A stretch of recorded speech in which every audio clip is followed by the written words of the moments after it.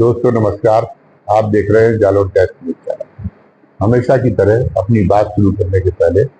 आपसे वही एक गुजारिश करनी है, निवेदन करना है, अपील करनी है कि आप हमारे चैनल को सब्सक्राइब और लाइक कर लें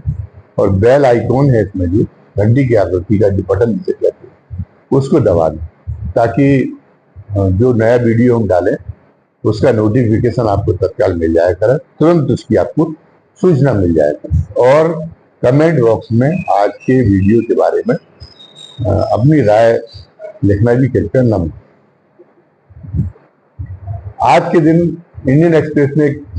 जो भारतीय जनता पार्टी के राष्ट्रीय अध्यक्ष जेपी नड्डा, उनका एक इंटरव्यू प्रकाशित हुआ और वो जो बड़ा चर्चा का विषय बना हुआ है, बड़ी उसको लेके राजनीति में राजनीतिक सागर में एक नई एक हलचल पैदा हुई, एक नया सवाल पैदा हो गया। दरअसल जेपी नड्डा ने इस इंटरव्यू में कहा यह है कि जो है वो जो राष्ट्रीय स्वयंसेवक संघ है, वो राष्ट्रीय स्वयंसेवक संघ एक जमाना था अटल जी के युग में। उन्होंने कहा अटल आडवाणी के युग में हम राष्ट्रीय चुनाव लड़ने और जीतने के लिए हम राष्ट्रीय स्वयंसेवक संघ के सहारे रहते थे, क्योंकि हमारा संगठन इतना मजबूत नहीं था, पार्टी इतनी मजबूत नहीं, और इसलिए हम राष्ट्रीय स्वयंसेवक संघ की कृपा का मोहताज रहती थी भारतीय जनता पार्टी। लेकिन मोदी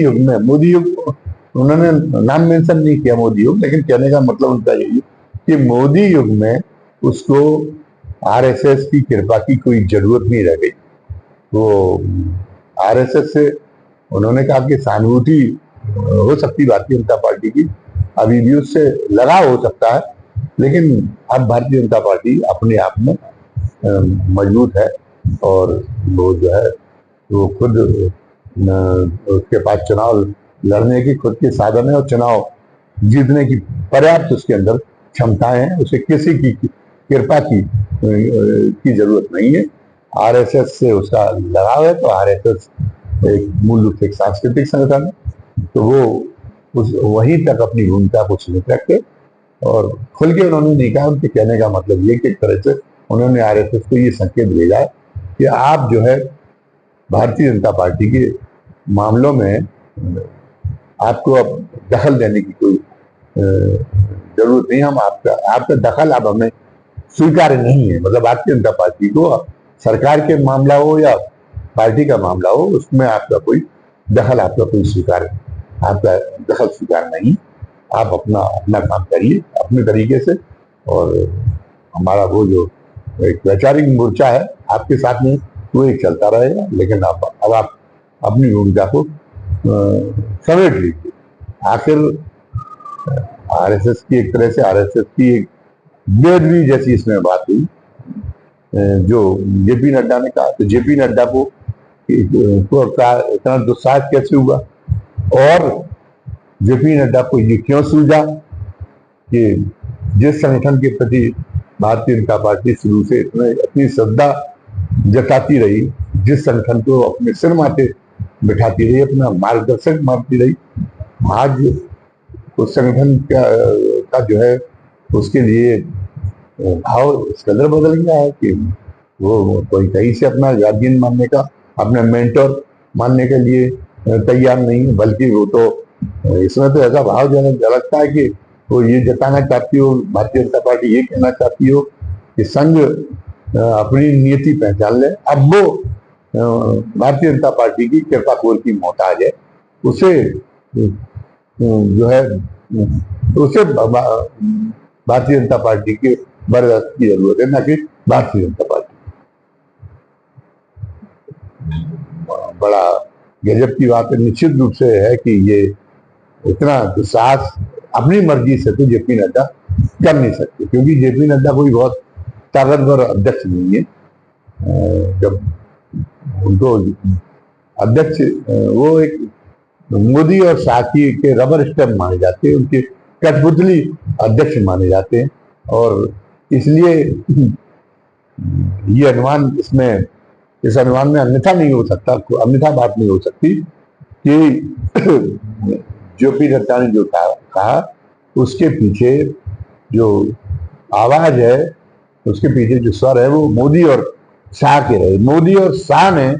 जेपी नड्डा के माध्यम से, अपने प्यादे के माध्यम से और संघ को एक संदेश दिलाने की कोशिश, संदेश देने की कोशिश की है और ये एहसास कराने की कोशिश की है कि अब आप जो है, अब आप की का जो प्रभाव है वो जो है वो अब आपको अपना प्रभाव, अब आपको ये नहीं समझना चाहिए कि संदेश देने की कोशिश की आदत है तो कि संघ कि अब जो भारतीय जनता पार्टी है या मोदी की जो सरकार है वो जो है आपको नियंत्रित करने का अधिकार, उसे नियंत्रित रखने का अधिकार आपको प्राप्त है। अब आपको कोई अधिकार प्राप्त नहीं। ये एक बड़ी अच्छी एक बात मानी जाती थी हमारे यहाँ। जो राजा थे तो राजा धर्मच्युत न हो,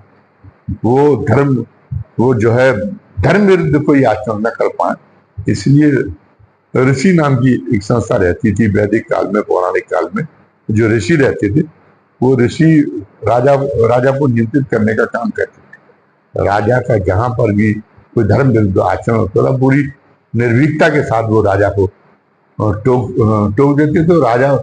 मतलब राजा जो है ये मानता था कि उनके श्राप से बड़ी, अगर उनके हमने श्राप की परवाह न की तो हमें राज्य सत्ता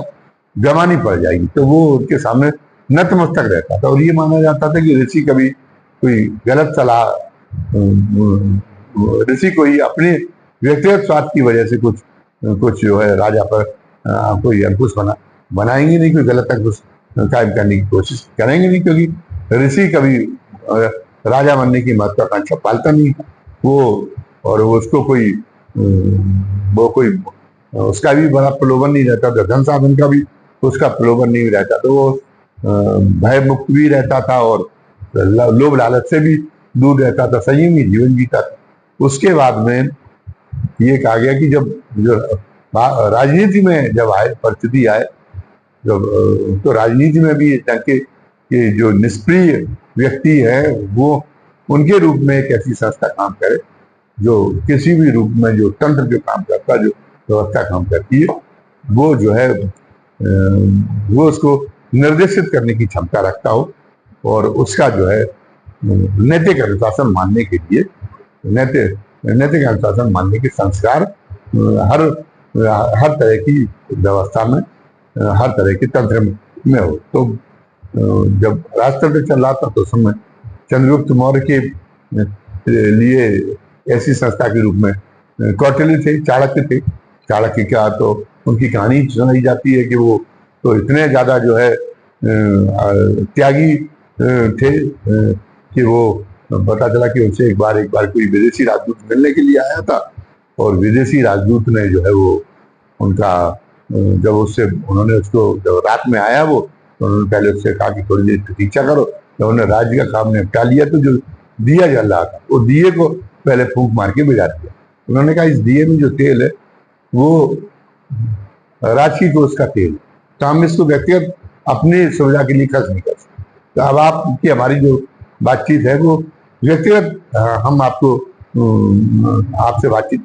करेंगे आगे चल के, तो इसमें राज्य का तेल क्यों खर्चा हो। तो इसलिए उनकी जो है सत्ता का उस रूप में जो उनकी एक जो नैतिक सत्ता थी चाणक्य के रूप में, उस सत्ता को चंद्रगुप्त अपनी राज्य सत्ता से ऊपर का सम्मान देते थे, उनका इतना अदब स्वीकार करते थे, उनकी तौहीन नहीं करते। बहुत समय तक कांग्रेस में ऐसी सत्ता के रूप में महात्मा गांधी ने कार्य किया और उसके बाद में जब पहली गैर कांग्रेसी सरकार आई तो भले ही मोरारजी देसाई ने बेअदबी भी की हो क्योंकि वो उम्र में बराबर थे जेपी से, लेकिन बाकी पूरी जनता पार्टी जेपी को उसी ढंग का वैसे ही ऋषि जैसा उनको दर्जा देती थी, महत्व देती थी। वो भी जनता पार्टी पर एक जो है नैतिक अंकुश के लिए एक तरह से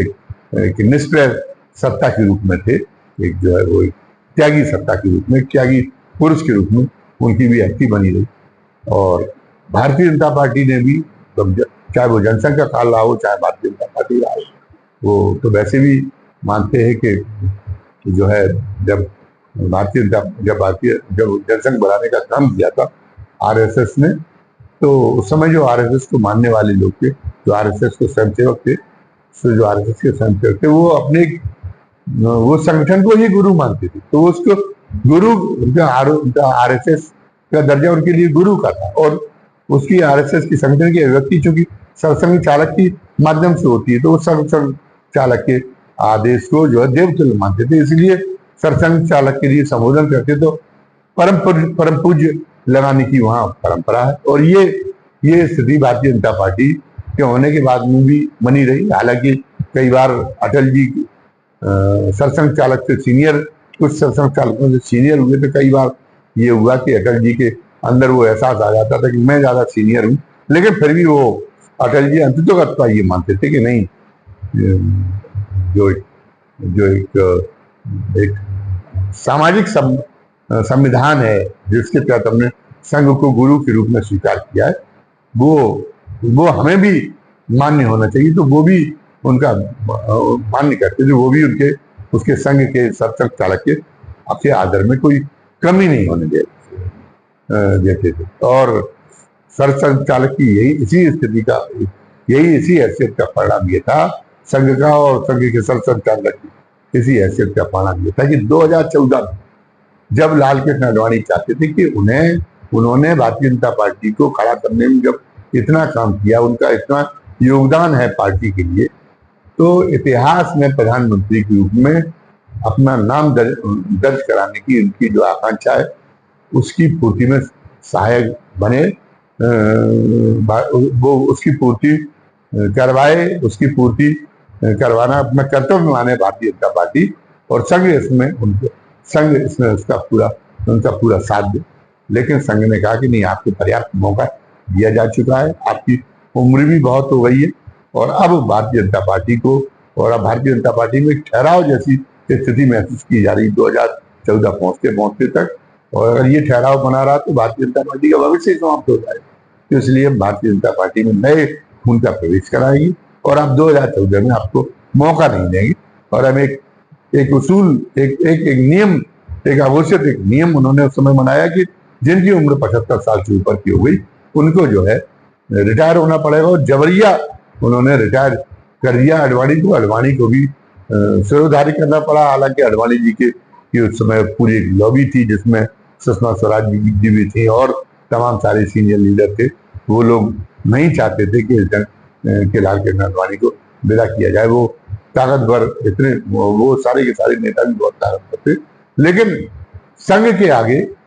किसी भी ताकतवर की नहीं चली। वो रुतबा संघ का 2014 में संघ ने मोदी का नाम प्रस्तावित कराया और मोदी को संघ ने सत्ता सौंपी।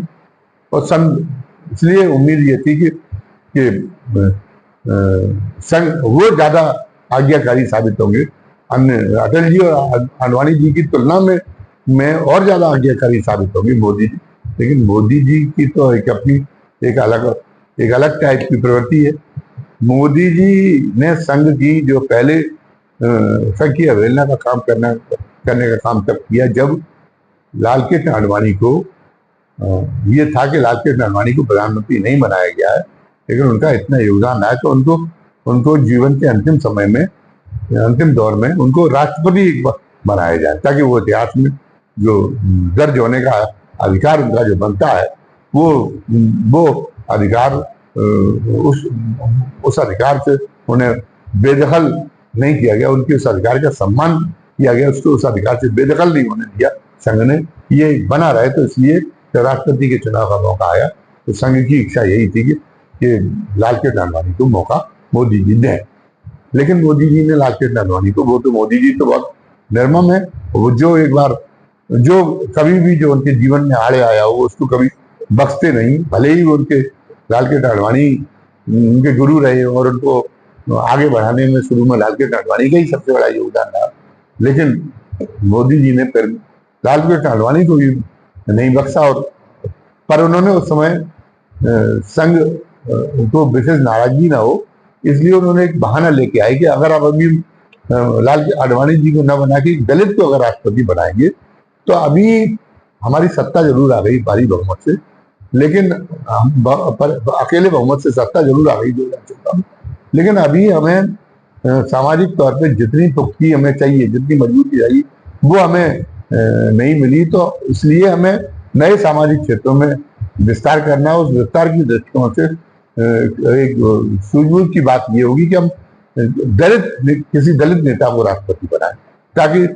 जो कांग्रेस का एक जमाने में वोट बैंक रहा और अब मायावती जैसी पार्टियों को जो वोट जाने लगा, वो दलितों का वोट, वो दलितों का विश्वास और समर्थन है, वो दलितों का जो एक बड़ा जनाधार है, वो भारतीय जनता पार्टी के झंडे तले लाया जा सके। तो ये बहाना इतना पुख्ता बहाना था कि संघ को भी तैयार होना पड़ा और वो लालकृष्ण आडवाणी को का इस तरह से पत्ता कट गया। और अगली बार फिर इतनी वो उम्र दराज हो चुके थे कि राष्ट्रपति के रूप में जिम्मेदारी निभाने में उनको तकलीफ होती, तो ये भी एक बात हो सकती थी, लेकिन फिर भी कहीं ना कहीं सॉफ्ट कॉर्नर बना हुआ था। इस उम्र में भी वो संघ ये कह सकता था कि नहीं अब फिर बना दीजिए, तो संघ फिर एक आदिवासी राष्ट्रपति का, वो मोदी जी एक आदिवासी राष्ट्रपति का सोचा लेके आ गए। और अब तो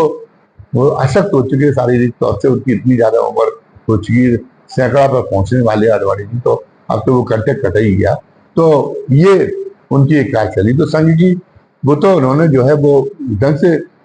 अवहेलना उस समय की थी कि संघ को एहसास भी ना हो और उसकी अवहेलना कर। लेकिन उसके बाद में उन्होंने जो है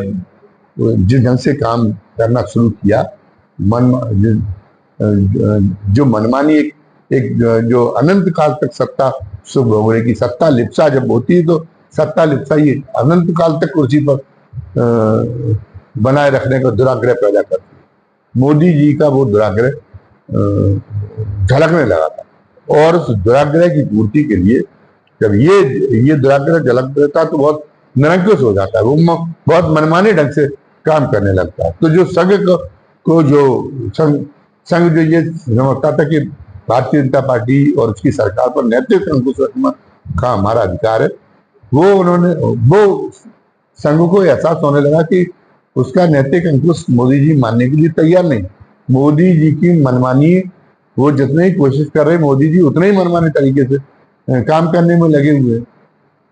तो और उससे जो एक संघ ने ये सपना देखा कि हम एक आदर्श हिंदू राष्ट्र बनाए, जिस आदर्श हिंदू राष्ट्र में हमारी जो राजनीतिक संस्कृति हो, वो राजनीतिक संस्कृति भी बहुत ही एक तरह से एक बहुत ही धर्मोचित राजनीतिक संस्कृति हो, बहुत साफ सुथरी राजनीतिक संस्कृति हो, बहुत स्वच्छतापूर्ण राजनीतिक संस्कृति हो। लेकिन ये जो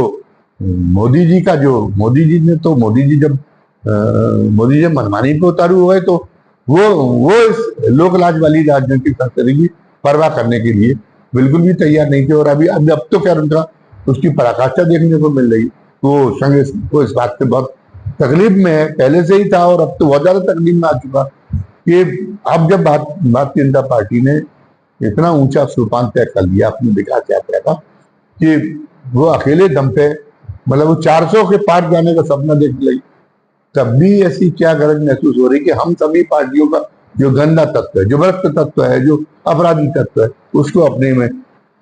आजा सबके लिए द्वार खोलते जा रहे, सबको शामिल करते जा रहे, सबका कूड़ा करकट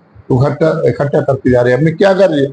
इससे तो हमारे ऊपर इससे तो जो है एकदम पार्टी की छवि पूरी तरीके से भारतीय जनता पार्टी की बदल के रह जा रही है। तो ये बड़ी छटपटाहट महसूस हो रही थी ये इसको, और ये भी वो महसूस कर रहे थे भारतीय जनता पार्टी के पुराने लोगों के, पुराने कार्यकर्ताओं के साथ इस पे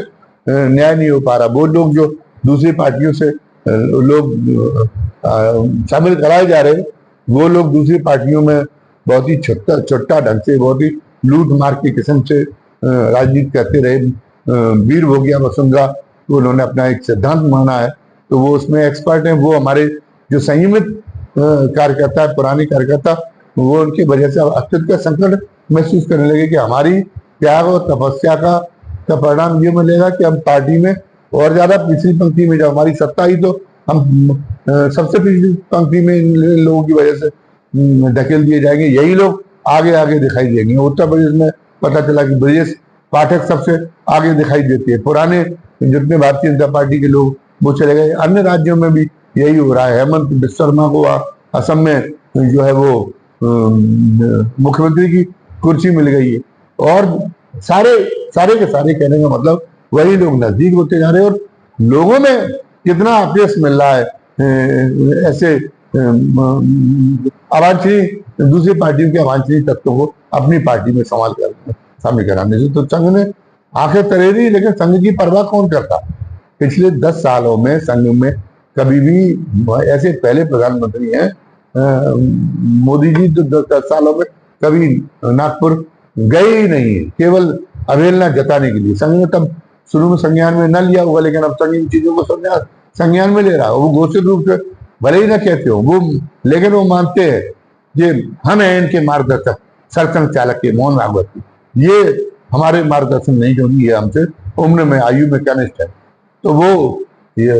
उन्होंने उनको ये एहसास करा दिया कि उनका साहस खत्म हो जाए कि वो कभी भी कोई जो है उनको मार्गदर्शन देने की जरूरत करे मोहन भागवत, ये स्थिति पैदा हो। और अभी जो कर्नाटक के विधानसभा के जब चुनाव हुए, जिसमें मोदी जी ने अपने को आगे आगे रख के चुनाव लड़ा, उसका नतीजा ये हुआ कि कर्नाटक में भारतीय जनता पार्टी को हारना पड़ा। तमाम जो है दिल को छू लेने, मतदाताओं के दिल को छू लेने वाले मुद्दे होने के बावजूद भी उसने धार्मिक भावनाओं को छुआ, ऐसे मुद्दे उठाए भारतीय जनता पार्टी ने, फिर भी उसको जो है सत्ता की दौड़ में फिसल जाना पड़ा। तो इसके बाद में मशवरा एक जारी किया, फतवे के अंदाज में वो मशवरा था संघ ने कि नहीं, अब जो आगे आने वाले राज्यों के चुनाव में मोदी के चेहरे भरोसे रहा है भारतीय जनता पार्टी, बल्कि उसको तो ये काम करना चाहिए कि वो जो है भारतीय जनता पार्टी कि वो क्षेत्रीय जो चेहरे जैसे कांग्रेस ने अपनाया कि कर्नाटक का ही कोई चेहरा, तो ऐसे ही जो आगे वाले राज्यों में हो तो जो चुनाव हो तो उसमें भारतीय जनता पार्टी क्षेत्रीय चेहरे को ही आगे करके चुनाव लड़े, और ताकि उसको सफलता मिलती रहे। मोदी जी ने इसको चुनौती समझा। मोदी जी ने कहा कि अगर संघ का ये मशवरा अगर इसमें नरमी बरत दी और ये मशवरा कहीं मान लिया या ये आभास करा दिया कि संघ के इस मशवरे की वजह से हमें अपनी रणनीति में परिवर्तन करना पड़ा, तब तो फिर ये है कि जो हम ये चाहते कि हम तो परम स्वतंत्र सिर पे नकू, तो हम ये धारणा खत्म हो जाएगी जो हम ये बिम्ब बनाना चाहते। हम तो चाहते हैं हमारे सिर पे कोई नहीं, हमारे ऊपर कोई नहीं, हम सबसे ऊपर। तो मोदी जी ने जिन 5 राज्यों में चुनाव हुए, जिनमें 3 हिंदी भाषी महत्वपूर्ण राज्य थे, राजस्थान, मध्य प्रदेश और छत्तीसगढ़, उन राज्यों में तमाम शक्तिशाली चेहरे थे। उन सारे शक्तिशाली चेहरों को बिल्कुल डिब्बे में बंद करके और एक तरफ फेंक दिया और केवल अपने चेहरा आगे रखा और चुनाव लड़ा। और संयोग ये रहा कि चुनाव में उनको कामयाबी मिल गई। इस तरीके से उनको संघ को उसकी हैसियत दिखाने का उनको एक मौका भी मिल गया। अब संघ पर्याप्त दब चुका है, वो संघ के ऊपर काफी हावी हो चुके, संघ को निरीता की स्थिति में उन्होंने लगभग पहुंचा ही दिया। लेकिन इसी बीच में अभी कुछ दिनों पहले क्या हुआ कि जमानत पर छूटने के बाद आम आदमी पार्टी के नेता अरविंद केजरीवाल ने एक सोचेबाजी कर दी। क्या सोचेबाजी कर दी? उन्होंने कहा कि मोदी जी तो का बनाया हुआ नियम, हालांकि बनाया हुआ नियम संघ का है कि 75 वर्ष की उम्र के बाद में सक्रिय राजनीति से रिटायरमेंट लेना पड़ेगा, तो मोदी जी को भी रिटायरमेंट लेना पड़ेगा अगले साल। तो अगले साल वो अब कौन होगा प्रधानमंत्री, इसको लेके भारतीय जनता पार्टी में युद्ध छिड़ गया है। अमित शाह और योगी आदित्यनाथ के बीच में ये उन्होंने शिगुफा छोड़ दिया। और इस शिगुफे के आधार पर शायद अंदाजा लगाया जा सकता है, और ये अंदाजा गलत भी नहीं होना चाहिए, कि संघ के अंदर भी कुछ सुगबुगाहट, कोई फुसफुसाहट शुरू हुई कि उसने कहा, भले ही जो है अपने राजनीतिक स्वार्थ के लिए उसने ये बात कही हो, लेकिन ये तो मुद्दा है, ये हमारी बनाई हुई आन है, और इस आन को, ये आन तो मोदी जी पर भी लागू होनी चाहिए। और इसके बावजूद भी मोदी जी ने अमित शाह के माध्यम से इसका खंडन करा दिया कि नहीं, वो तो अभी तीसरा कार्यकाल भी पूरा करेंगे और फिर चौथा कार्यकाल भी पूरा करेंगे, और आगे अभी भी कई कई और कार्यकाल रहेगी। मतलब मोदी जी ने तो कह दिया कि हम तो सत्ता छोड़ने वाले है ही नहीं। तो ये तो एक तरह से, ये तो मतलब एक इतनी तो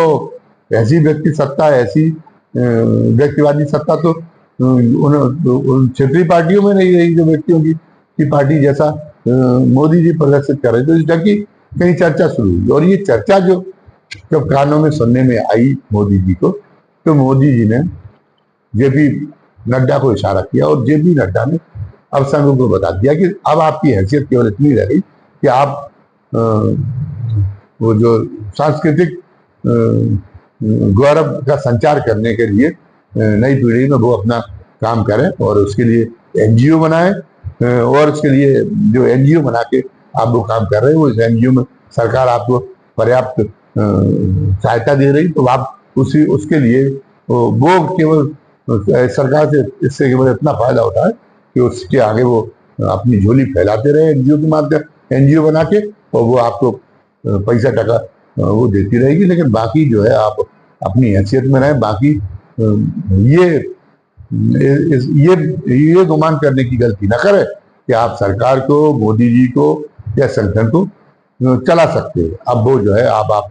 की हैसियत बिल्कुल, आप जो है आप खुद ही हमारे कृपा पात्र हैं, हम आपके कृपा पात्र नहीं है। आपका मान सम्मान बना रहे, वो इसी में है कि आप अपनी हैसियत समझें, अपनी सीमाएं समझें, और इन्हीं सीमाओं तक आपको, और इन्हीं सीमाओं तक बने रहे, अपने आप को बनाए रखने के लिए, बनाए रखने की मानसिकता तैयार करें। तो ये संघ के लिए जो जेपी नड्डा का इंटरव्यू है वो एक बहुत बड़ी चोट है, और मोदी जी ने अब जाहिर कर दिया कि वो 75 साल और 76 साल की उम्र में सत्ता छोड़ने वाले नहीं है, जब तक कि उन्हें इससे बड़ी कुर्सी ना मिले। हालांकि अभी तो बात ये हो रही कि अभी तो वक्त किसी टर्म में वो रिपीट हो पाते कि नहीं हो पाते, अभी तो ये भी बात है, क्योंकि कई जगह पे भारतीय जनता पार्टी के प्रतिकूल माहौल पैदा हो गया, तो कई जो राजनीतिक विशेषज्ञ हैं वो मानने लगे हैं कि भारतीय जनता पार्टी को पर्याप्त बहुमत तो मिल ही नहीं पाएगा, लेकिन वो इतना नीचे भी जा सकती है कि वो उससे सत्ता में फिर बैठने का सपने को ही तलाजली देना पड़े। लेकिन ऐसे भी विश्लेषक हैं जो जिनकी अपनी एक साख और विश्लेषकों की भी जो ये मानते हैं कि नहीं, सीटें भले ही कम हो जाए और वोटों का जो प्राप्ति है वो भले ही उसका परसेंटेज कम हो जाए, पर मोदी जी अभी तीसरी बार, सॉरी, भारतीय जनता पार्टी तीसरी बार रिपीट होगी, और तीसरी बार तब अगर वो प्रधानमंत्री पद छोड़ने की सोचेंगे ही, तो प्रधानमंत्री पद छोड़ने की सोचेंगे तब सोचेंगे जब उन्हें ऊंची कुर्सी मिल जाए। एक बार वो बैठ गए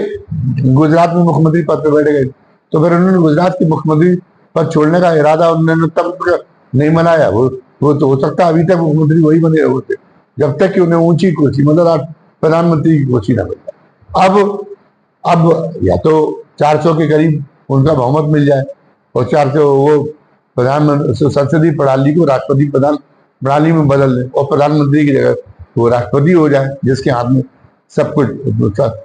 सारी सत्ता रहे, और जो है